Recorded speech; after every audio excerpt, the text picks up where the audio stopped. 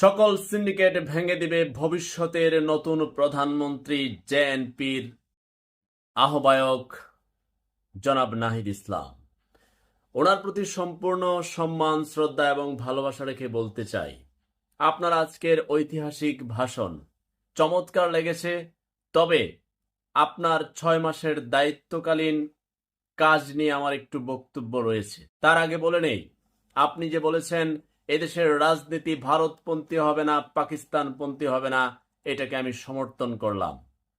আপনি বলেছেন মহান মুক্তিযুদ্ধের কথা, যে মহান মুক্তিযুদ্ধের লড়াই ছিল একটা বৈষম্যহীন, শোষণহীন, দুর্নীতিহীন, ঘুষমুক্ত, সিন্ডিকেট মুক্ত একটা বাংলাদেশের লড়াই। সেটা হয়নি বলে 90-এর গণ অভ্যুত্থান হয়েছে, তারপরেও সেটা প্রতিষ্ঠিত হয়নি।